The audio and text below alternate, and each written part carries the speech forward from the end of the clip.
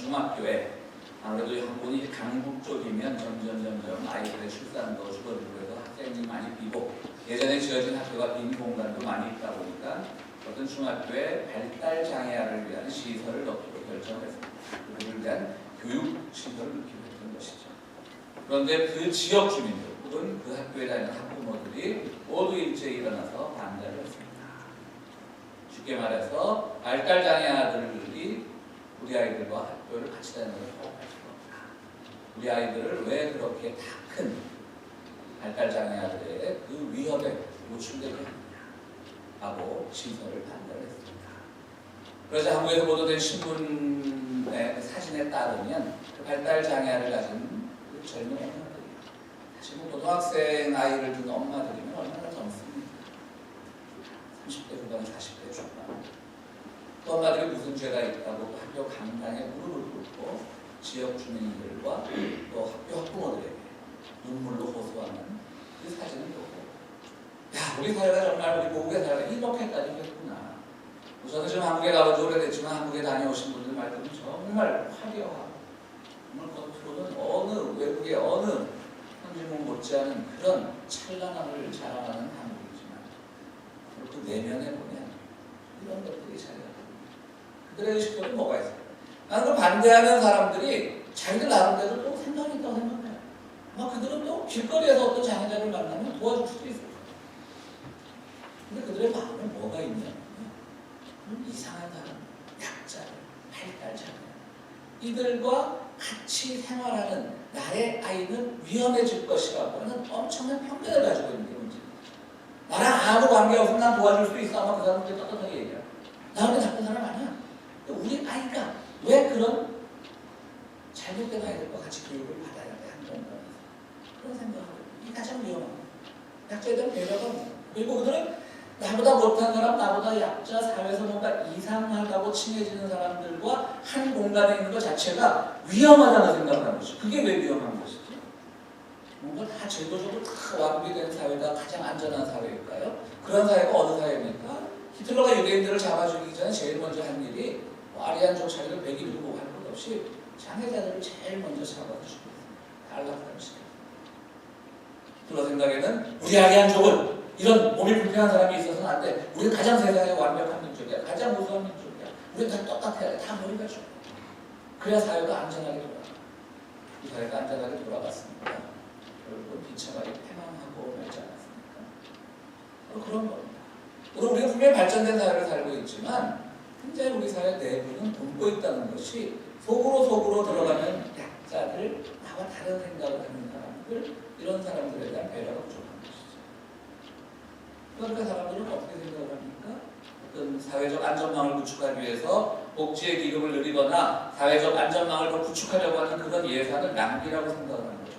아, 나같이 열심히 사는 사람도 먹고 살기 힘든데 뭐 저런 모자라는 사람들한테 저런 불편한 사람들까지 도와줘. 저 사람들은 사회 해야겠 이런 생각들이 창조식들이. 그러다 보니까 복지기금을 오히려 줄이는 대통령이 더 인기가 올라가는 것이고 사회적 안전망을 확대하려고 우리나라에서 뭐가 되죠? 빨개가 됩니다. 근데 뭐 운도 안 하는 사람으로서 중요합니다. 그런 것들이 참 우리 사회를 어떻게 하는 것이고 뭐 미국 사회도 마찬가지일 겁니다. 물론 오늘 뭐 전호사님도 해주셨지만 무슬림들의 일부 과격한 행동들이 있는 것은 사실이지만 그 원인을 규명해 보기 전에 그들 전체를 다 불안한 사람, 그들 전체를 다 위험 분자로 이렇게 낙인 찍는 일도 바로 우리가 생각이 다른 사람들에 대한 옳지 못한 판단이라고 우리는 얘기할 수가 있는 겁니다. 그것뿐이겠습니까? 뭐 가난한 사람들은 무능한 자가 되어버리고요. 회사를 가진 사람은 내가 이 회사를 얼마나 고생해서 이루었는데 라고 하면서 그들의 회사를 이루는데 땀을 흘렸던 노동자들에 대한 배려를 하지 않고 갑질로 일관하고 있습니다. 노동자들은 뭐 다 건전합니까?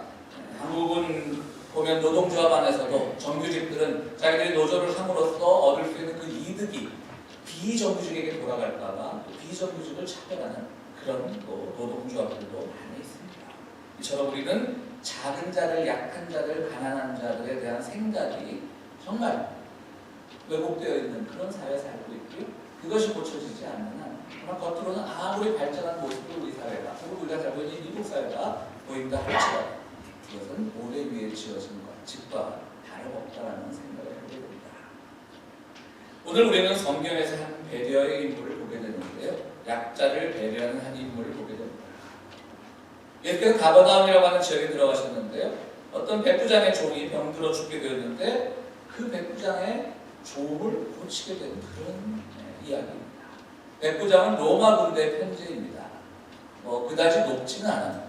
100명의 군사를 거느린 장교니까 그다지 높지는 않지만 당시 그 로마 제국이 유대에 대한 완전히 식민지가 되기 전이기 때문에 유대 지역에 대한 그 로마 식민지의 편제를 보면 저기 가버나움 지역 안에서는 굉장한 실권을 가진 그런 사람이라고 할 수가 있습니다. 그런데 그 백부장의 종이 병이 들었습니다. 그래서 이 백부장이요, 이 가버나움 지역에 있는 그 유대인 종교 지도자를 찾아가서 내 종이 병이 들었는데 이 병을 고치기 위해서는 요즘 이 지역에서 굉장히 사람들 병도 잘 고치고 사람들의 존경을 받는 예수라고 하는 분의 그 치유 기적이 필요하니까 그분의 손길이 필요하니까 그 사람에게 좀 치료를 받을 수 있게 해달라. 경직된 군인입니다. 군인 정신, 저는 군인 정신을 좋아하지 않지만 그냥 우리가 좀 좋게 얘기해서 군인 정신 추천한 사람입니다. 그러니까 자기가 직접 가지는 않고 이렇게 이제 인맥을 놔가지고 로비를 하는 겁니다. 일단은 많은 생각을 했겠죠. 누가 예수의 마음을 움직일 수 있을까? 아무래도 유대 지도자들이 가장 움직이기 쉬울 것이다. 그래서 유대 지도자들에게 부탁을 했습니다. 그래서 유대 지도자들이 예수님을 만나게 됩니다. 이것은 복음서마다 조금씩 다 얘기가 틀립니다. 마태복음에서는 이 백부장이 직접 뛰어온 경우도 있고, 어쨌든 우리는 오늘 이 누가복음만을 기준으로 한다면 유대 지도자들이 예수를 만나게 됩니다. 그래서 얘기를 합니다. 그 사람 종이 병이 들었는데 당신께서 가서 고쳐주십시오. 라고 하면서 유대 지도자들이 뭐라고 말하면 이 사람 굉장한 사람입니다. 우리를 잘 섬깁니다. 어떻게 보면 지역사령관 같은 사람인데요. 진짜 그 유대 지도자가 그 백부장한테 그렇게 귀하게 보였겠어요. 하찮은 존재로 보려면 얼마든지 볼 수 있겠죠. 정령군의 지역사령관. 그런데도 이 유대 지도자들에 대한 그 예의를 반드시 갖춰주는 그 유대 지도자들이 뭐라고 해요? 우리 잘 도와줬고요. 하나님도 잘 섬기는 것처럼 보이고요. 무엇보다 우리 회당 짓는데 많은 도움을 준 사람이에요. 우리들은 많은 도움을 준 사람이기 때문에 예수 당신이 가서 그의 청을 한번 들어줘라. 그의 종이 병들어 있기 때문에 그를 고쳐줘야 돼요. 그런 배려가 굉장히 있었던 사람인 것이죠. 자기 종에 대한 배려도 있습니다. 또 어떻게 보면 예수님에 대한 배려도 분명히 이 백부장에게 있었던 사람입니다. 오늘 본문 뒷부분에 보면 예수님께서 그 집에 가는 길에 또 다른 친구들과 이렇게 얘기합니다. 우리 집에 이렇게 오실 필요 없습니다. 혹시 또 군인 정신이 나오고 또 사람들한테 명령도 받아보고 지시도 해보는 사람인데 당신은 얼마나 위대한 사람입니다. 당신에서 이 종의 병이 나아라. 이렇게 한마디 선포만 해주시면 나을 수 있습니다. 라고 이렇게 친구들을 위해서 또 한 번 청을 넣습니다. 주께서 예수님 보고 집에 오지 말라고 한 얘기는 정말 이 군인 정신 같은 마음도 있지만 한편으로 저는 이 말씀에서 예수님에 대한 배려를 봅니다. 이방인의 집에는 가지 못하게 되어 있거든요. 물론 예수님은 그런 거를 개의치 않는 분이시긴 하지만 자칫 잘못해서 이방인의 집에 가서 그의 병을 고쳐주었을 때 그 지역의 전통적인 유대인들로부터 받게 될 그런 비난까지도 고려한 그런 발언이 아니었나 저는 이렇게 추측해봅니다. 어쨌든 오십시오 필요가 없습니다. 그냥 명령만 해주십시오. 주님께서 뭐라고 그러십니까? 나는 정말 이스라엘에서 이런 믿음을 가진 사람이 모르는 거다. 그 말씀을 하셨어요. 그 백부장 믿음 대단하다. 그 말씀만 하신 거예요. 친구들이 집에 가보니까 병이 예수님께서 말씀하신 이런 믿음, 백부장이 보여주었던 이런 믿음을 나는 본 일이 없다라고 하는데 도대체 이런 믿음은 어떤 믿음일까? 오늘 우리들을 향한 주님, 우리의 믿음을 향한 주님의 말씀이 과연 나는 이 평화의 교회에 대한 한국의 믿음만한 믿음을 본 일이 없다. 자신 있으십니까? 솔직히 저도 자신 없습니다. 어쨌든 이런 믿음은 어떤 믿음일까를 우리가 한번 본문을 생각하면서 한번 주님께서 말씀하시고자 하는 그 메시지를 발견해보자 합니다. 첫 번째는 말씀드렸듯이 배려가 있는 믿음이죠. 오늘 유대인들의 배려도 확실하게 했던 사람이고요. 예수님에 대한 배려도 확실하게 했던 사람이고요. 무엇보다도 자기 종에 대한 배려가 있습니다. 노예입니다. 노예. 그 당시 노예라는 게 얼마나 보잘것없는 존재입니다. 그냥 생사여탈권도 다 쥐고 있지 않겠습니까? 그럼 하나 그냥 노예, 집에서 노동력을 축내는 노예죠. 아프면 노동도 못합니다. 노예의 기본 사명은 노동을 하는 건데, 주인집을 위해서 노동을 하고 충성을 하는 건데, 이 노동을 하는 그 자기의 역할을 못하는 그 노예는 죽여도 되는 것이죠. 당시 기준으로 하면. 뭐 당시 기준일 것 가지고 뭐 있겠습니까? 바로 200~300년 전 미국 땅에서 행하던 일이 아닙니까? 흑인 노예들 그냥 농장 주인이 받고 죽이고, 좀 일 좀 천천히 했다고 죽이고. 여러분들 뭐 가끔 미국의 신화 잡지에 나는 얼마 되지 않아, 한 100년 전에 이미 법적으로 노예 해방이 다 된 뒤에 1900년대 초에 1800년대 후반에 미국 남부 농장에서 일어난 일 사진들 보면요, 그냥 아무런 재판도 없이 흑인 노예들 목매달아 죽이고 사람들이 낄낄거리고, 심지어 7, 8살 된 아이들도 그걸 보고 웃는 그런 사진도 작년인가 제가 타임즈에서 본 적이 있고, 광기죠. 사람들 주의가 교회 열심히 했던 사람들. 그럼에도 그런 것이 바로 우리가 200년 전에 이 땅에서 경험한 일인데, 2000년 전에 유대 땅에서 점령군 사령관 쪽에 있던 노예의 신분이, 목숨이 뭐가 그리 중요하겠어요? 근데 그 배려하는 그 믿음. 주님께서는 이런 믿음이라고 말씀하셨는데, 바로 배려가 있는 믿음을 말씀하십니다. 오늘 우리는 믿음 좋다라고 하는 사람들, 신앙 좋다라고 하는 사람들, 어떤 사람들을 봐요? 독선지. 당신 예수 그렇게 믿으면 안 돼. 우리 교회 다행히 그런 분들 없어서 다행이에요. 자칫 잘못하다 보면 그냥 교회 열심히 다니는데 매일 혼나는 사람들. 우리 교회 새벽기도 없습니다.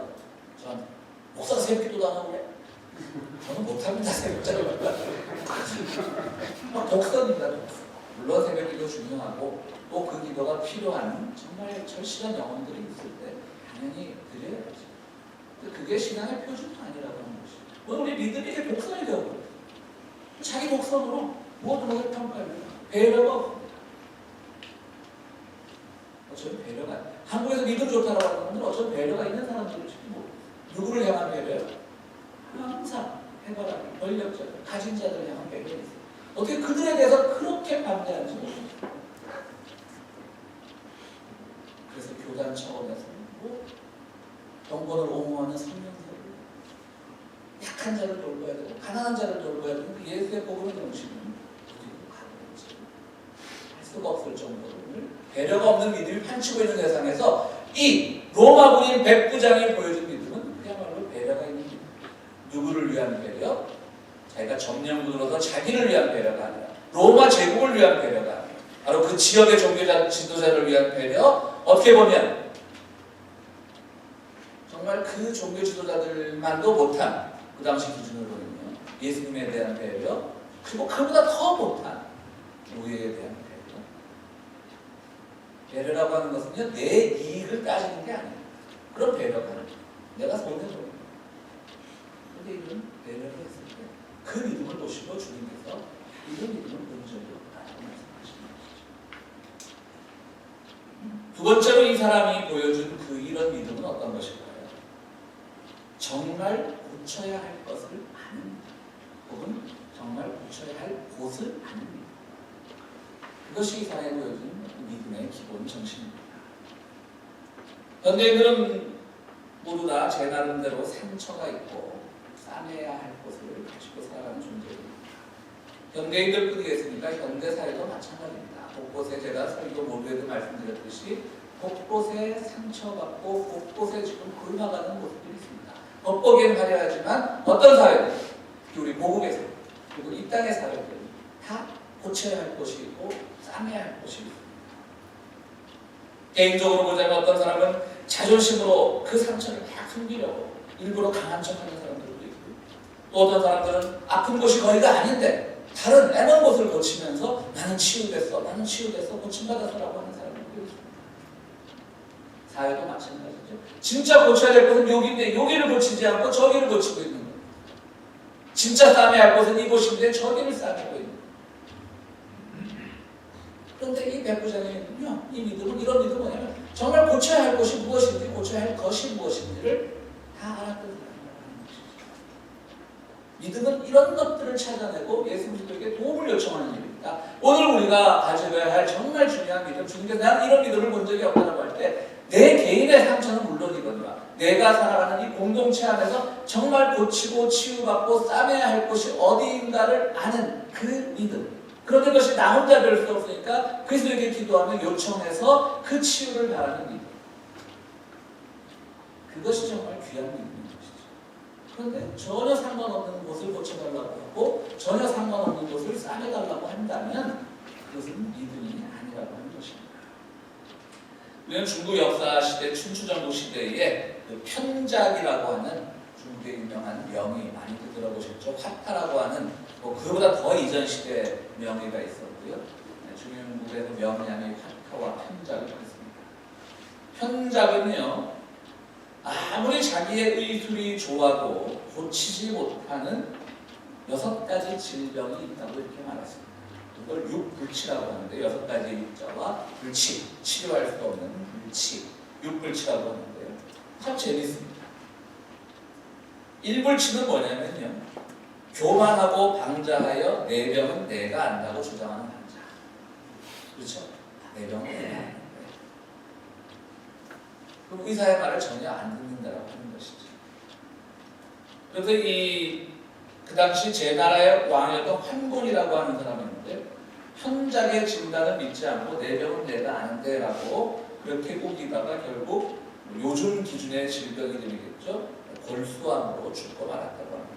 현작은 이런 환곤의 얘기를 하면서 이런 사람이 일불치라고 얘기합니다.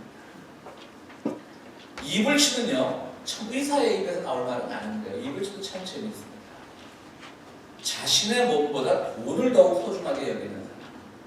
이 사람도 못 고친답니다. 치료를 받는 사람도 좀 있었나 봐요. 그러니까 이제 편작도 이런 말을 하지 않았나 싶은데, 어쩌면 오늘 우리 사회에 정말 질병이 뭐냐면 모든 것이 물질 우선이 된 게 질병의 원인 아니겠습니까? 편작 시대도 그런 사람들이 보였단 말이에요. 3불치, 4불치, 5불치는 의사로서 할 수 있는 말입니다. 3불치는 보면 옷과 음식을 제대로 가리지 못하는 사람. 일단 왜 요즘 우리 식이요법들 많이 하시잖아요. 식이요법 관계된 것이고요. 옷도 아마 그 섬유의 질에 따라 병과 관계가 있는 모양입니다. 4불치는 음양의 평형이 깨져서 혈기가 안정되지 않은 사람. 이것도 의사로서 할 수 있는 말이라고 생각이 듭니다. 5불치는 몸이 극도로 쇠약해져서 약을 받아들일 수 없는 상태의 사람. 이것도 의사로서 할 수 있는 말이고요. 6불치는 이것도 재밌습니다. 마지막인데요. 무속에 빠져 심리적으로 병을 고치려는 사람. 무당의 말만 믿고 의사를 믿지 못하는 것이 6번째 불치병 환자라고 이렇게 편작은 얘기하고 있습니다. 6불치 중에 참 3불치는 사회적으로도, 우리 종교적으로도, 신앙적으로도 많은 의미가 있습니다. 교만하고 방자하여 내 병은 내가 안다고 주장하는 환자, 자신의 몸보다 돈을 더욱 소중하게 여기는 환자, 또 무속에 빠져 심리적으로 병을 고치려고 합니다. 어쩌면 이 백부장은 오늘 이 부분에 있어서는 아픈 곳이 어디인가를 가장 잘 알았던 사람이고 어떻게 해야만 고침을 받을 수 있는가를 누구보다도 잘 알았던 사람인 것입니다. 특별히 우리가 6불치를 한번 보겠습니다. 무속에 빠져 심리적으로 병을 고치려는 사람은 어떤 사람일까요? 물론 오늘날도 우리가 한국 뉴스 같은 거는 정치인이 많고 많은 사람들이 정을 보러 다닌다고 하는데 저는 그거는 그것도 물론 옳지 않은 일이지만 그거 보고 믿는 사람들이 누가 있겠어요? 젊은 사람들이 장난 삼아 간다고 저는 생각을 하는데요. 우리도 솔직히 신문 보면서 오늘의 온 사람은 한 번씩은 다 보잖아요. 안 보셨으면 저만 가는 거예요. 그것도 심각하지 않을 것 같고요. 저는 이 편작이 말한 6불치, 6번째 불치, 무속에 빠져 심리적으로 병을 고치려는 사람을 오늘날의 잘못된 관념들, 개념들 이렇게 다시 한번 풀어서 보고 싶습니다. 무속이란 게 뭐죠? 사람들을 현혹하는 생각이나 주장입니다. 오늘의 무속은 무엇입니까? 사람들을 현혹하는 거죠. 현혹하면서 보면 칼춤을 추고 칼 위에 서서 막 뛰어다니고 하는 것처럼 막 현혹하는데 그것이 가지고 있는 진리를 발견하지 못하고 다 거기에 그냥 넘어가버려요. 야, 저게 많은 말이야.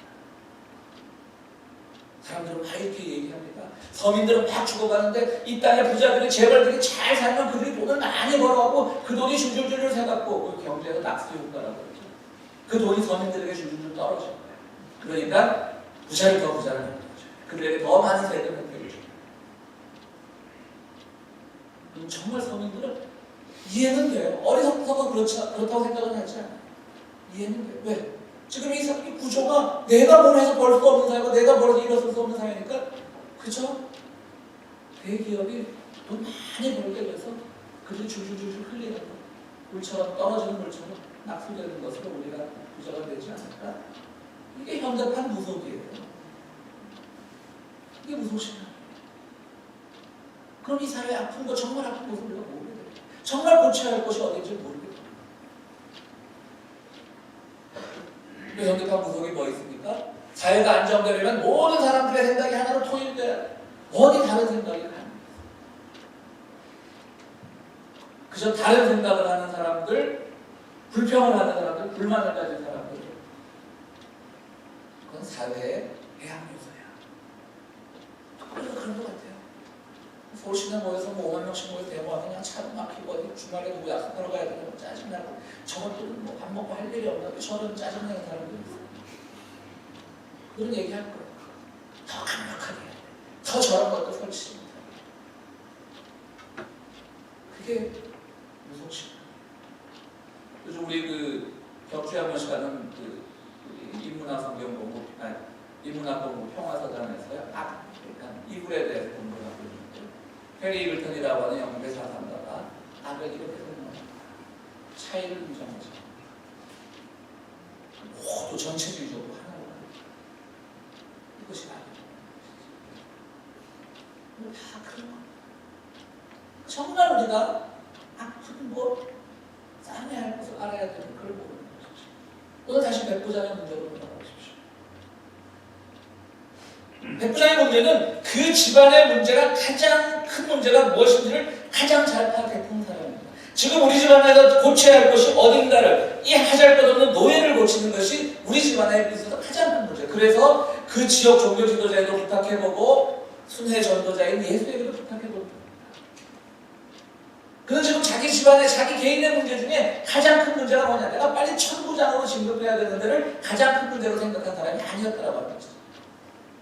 저 예수라는 사람이 굉장히 심리적인 능력이 있구나. 이 동네 지나간다고 하니까 그를 불러서 내가 언제 천부장으로 진급할 수 있는지 그러기 위해서 뭘 해야 되는지 물어봐야 되겠다. 그러면 내가 천부장이 되면 내가 죽이야. 우리 가정도 평안해지고 우리 로마 제국도 잘. 이게 그가 가장 먼저 생각한 게 아니라고 하는 것이거든요. 자기가 있는 지역에서 자꾸 백성들을 선동하는 게 예수라는 자를 없애야만 내 이쪽에 가버나움 지역에서 근무 실적이 로마에 보고가 되고 내가 빨리 출세할 거야. 이게 지금 나에게 있어서 가장 시급한 문제라고 생각한 사람이 아니라고 하는 것이죠. 그가 지금 가장 먼저 시급하게 생각했던 것은 뭐냐면 내 집안에 있는 하찮은 이 노예 하나를 고치는 것이 내 집안에 평안을 가져오고 어떤 나의 삶에 행복을 가져온다고 하는 것을 생각했던 사람입니다. 오늘 우리는 분명히 투명한 기도의 제목이 있습니다. 오늘 우리는 분명히 아프고 싸매야 할 것이 있습니다. 오늘 우리가 살아가는 이 사회도 역시 마찬가지입니다. 그런 것들을 가지고 있습니다. 그 일을 위해서 우리 신앙생활을 하는 겁니다. 우리 주님께 나의 아픈 것을 치유해달라고 기도하고 나의 상처받은 것을 위로해달라고 기도합니다. 근데 그게 뭐냐라고 정말 속으로는 썩어 들어가고 있는데 손가락에 박힌 작은 가시 하나 때문에 주님 이것을 치유해 주십시오. 안파해 주십시오라고 기도하고 있는 거예요. 그것이 그래서 혹시라도 그 가시가 빠지게 되면 속은 썩어가고 있는데 이 손가락 하나에 찾아온 그 치유의 기쁨으로 내가 행복하고 있는 그런 거짓 신앙에 빠져드는 것은 아니지. 오늘 우리들에게 주신 말씀인 겁니다. 우리 사회의 문제는 바로 이런 겁니다. 작은 자들의 눈물, 작은 자들의 아픔, 이것을 외면하는 겁니다. 사실 어떻게 보면 이 사람들의 그 아픔이 사회에 전혀 영향을 미치지 않는다고 보일 수도 있어요. 그래서 우리 젊은 교회들은 아시겠지만 듣보잡이라는 말씀 아세요? 듣도 보도 못한 잡뭐라는 말입니다. 어떻게 보면 이 사회 듣보잡들이 아픈 게 그게 뭐 나한테 그게 중요해. 그냥 저 사람도 저러다 말이지. 나에게 가장 중요한 것은 우리나라의 수출 실적이 얼마나, 우리나라의 재벌들이 얼마만큼 GDP 증가에 영향을 미치고, 나에게 이게 더 중요해. 이게 더 우리 사회를 고치는 것이라고 생각을 해라고 말하는 순간, 우리 기독교인들이 그렇게 생각하는 순간 우리는 그런 믿음이 아니라 대충 믿음입니다. 그것은 우리의 믿음이 아니라 그리스도를 향한 믿음이 아니라 왜곡된 언론의 믿음인 것이고 왜곡된 정치에 대한 믿음인 것이지, 주님을 향한 믿음은 그것이 아니라 정말 알지도 못하는 작은 자, 약한 자들을 치유하는 것이야말로 이 사회가 가장 건강한 모습을 유지할 수 있다. 그것은 아닙니다. 주님께서 오늘 이 본문의 구성을 보면, 저는 주님을, 저도 군대 장교지만 제가 오라 그러면 가고 저도 남의 명령을 듣고 주님께서 오시지 않아도 굳이 뭐 됩니다라고 말했을 때 그 연결돼서 나는 이런 믿음을 본 일이 없다라고 말씀하셔서 마치 그 백부장과 그 군인 정신 같은 것들을 주님께서 칭송한 것처럼 보이는데요. 주님은 그런 걸 칭송하셨구나. 본문의 구성은 그렇게 되어 있을지 몰라도 주님께서 정말 이 백부장을 보신 것은 배려하는 믿음이고 정말 싸매할 것이 무엇인가를 아는 그 믿음이 참 중요합니다. 오늘 본문은 어떻게 결론을 맺고 있습니까? 예수님이 오는 길을 막아서서 명령만 내려주시며 말했던 그 친구들이 집에 돌아가 보니까 그 백부장의 종이 나아 있었다라고 하는 신비가 일어났습니다. 사랑하는 성도 여러분, 우리 지금 대림절 기간을 보내고 있습니다. 오늘 우리가 믿음, 주님을 받아들이는 것이 믿음 아닙니까? 오늘 이 기간을 보내서 어떤 믿음을 가지고 살아갈까? 정말 주님께서 이런 믿음이라고 말할 수 있는 배려의 믿음, 아픈 곳이 무엇인가를 바라볼 수 있는 통찰의 믿음을 가지고 살아갈 때 우리의 병을, 그런 믿음은 우리가 처음 믿는 주님께서 찾아오셔서 이미 그 아픈 곳을 싸매주시고 우리까지도 치유해 주시고 그 놀라운 기적이 있게 되는 줄 믿습니다. 아멘. 우리 함께 본문을 준비합니다.